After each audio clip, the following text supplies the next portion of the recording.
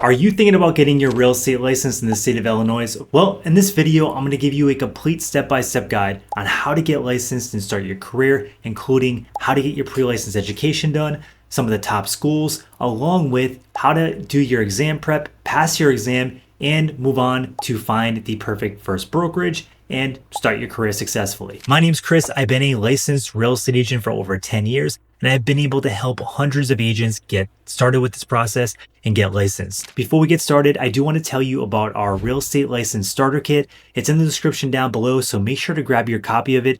Everything in this video, plus a lot more, is inside that guide, so make sure to download your copy of it. It's completely free. Also, you're going to find our affiliate link to my favorite real estate school. And this school is great because they have a pass or don't pay guarantee. What this means is they stand behind their work. They believe in what they teach, and they are confident that you're going to go out there and you're going to pass your exam. So make sure to check out their classes with the pass or don't pay guarantee, and you'll also find different sales and discounts because we are an affiliate if you go through our link. So check that out down below. So step number one is you must meet a couple basic requirements. The first thing is you must be 18 years old or older, and you must have a high school diploma or a GED. Another thing is you must have a valid social security number or a ITIN number. And another important fact is you must get a background check done along with fingerprinting. So if you have something in your record that might prevent you from getting licensed, make sure to reach out to the Real Estate Commission and have the conversation ahead of time. Now, if you feel like there's nothing on your record that would prevent you from getting licensed,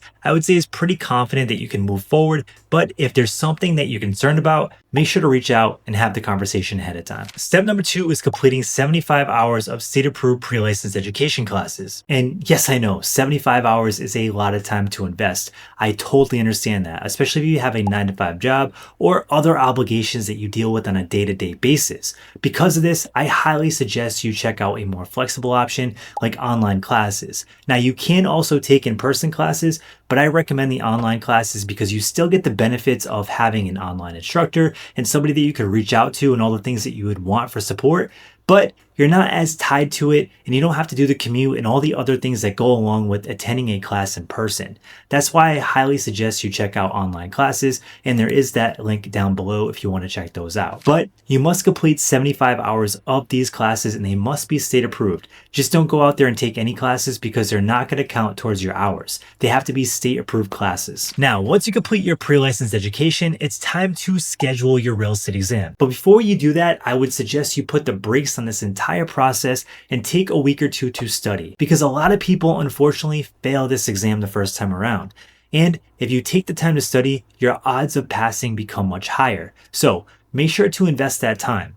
But once you're ready, the exams are done through PSI exams. You can go on their website or call them to schedule your exam. And this must be done at least 24 hours in advance of the time you're going to actually take the test. Now, when you get there on test day, you're going to bring a couple basic things. The first thing is a basic non-scientific calculator for the math portion of the exam. You also need 2 forms of identification. This could be your driver's license, a passport, a debit card, a credit card, but make sure to bring that because you're not going to get into the testing center unless you have that on hand. Now, you might be wondering what's actually on this exam. Well, it consists of 140 test questions. You have 100 national questions and 40 state questions. Now, the exam is broken up into 2 parts. You have the national portion of the exam and the state portion. Interesting thing about taking the real estate exam is you can pass one section and fail the other, or vice versa, or you can pass both or fail both.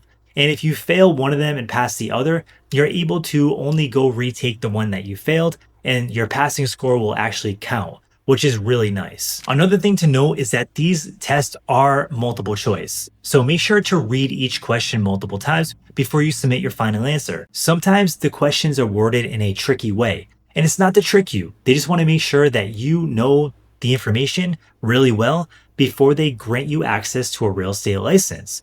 So make sure to read each question multiple times before you submit your final answer. Another thing to note is you must pass these exams with a 75% score or higher. And once you complete your exam, you're going to know right away if you passed or failed. And that's the best part.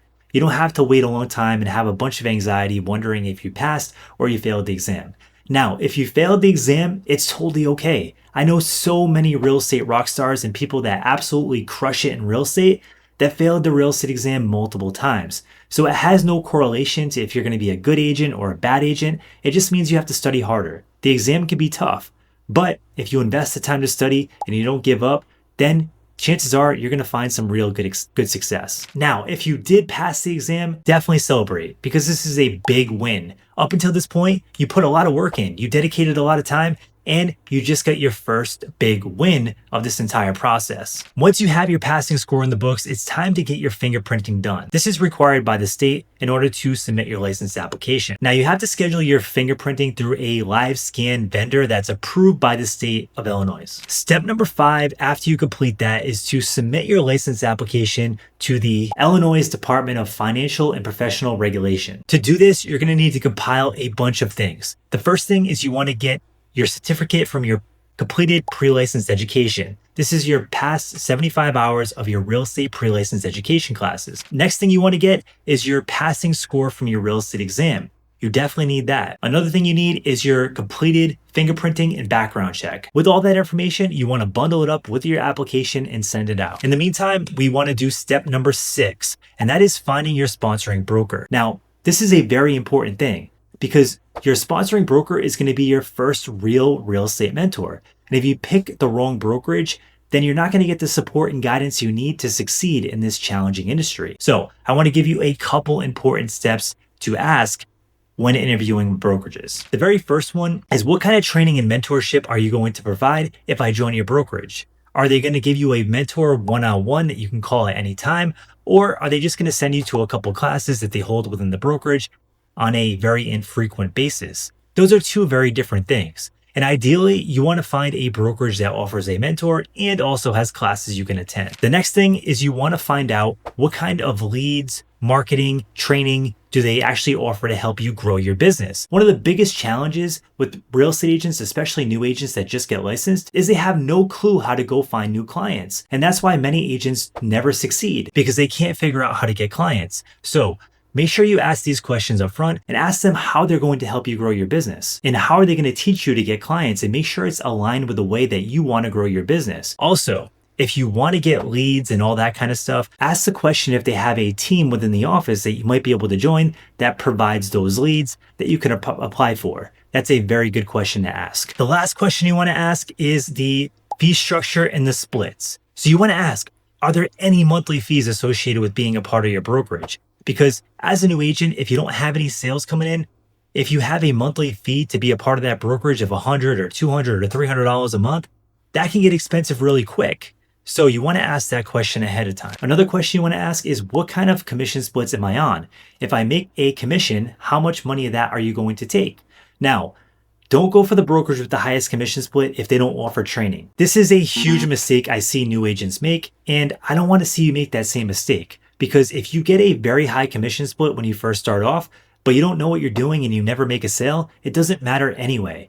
I think the best idea is to go to a brokerage that has the most support, the most training, and gives you the highest odds of making sales, getting clients, and getting your business off the ground. So now that we have your license complete, you probably have a couple questions, and these are the most frequently asked questions that I get on a regular basis. So I'm going to answer them right now for you. The first one is, how much does it actually cost to get your license? Well, I estimate anywhere between $700 and $1,000. It could cost a little bit more, it could cost a little bit less, but on average, it's going to cost you that. And if you think about it, it's really a great investment, because this career has such high potential and you can earn really good income if you build your business and do the work. So it's a really small investment considering the upside this career has. The next question I get a lot is, how long does it actually take to get your real estate license? Well, I've seen everybody do this at a different pace, but on average, I would estimate anywhere between 2 and 3 months, considering you have to complete 75 hours of your state-approved pre-license education. Now, if you go at a lower pace, that's totally okay too.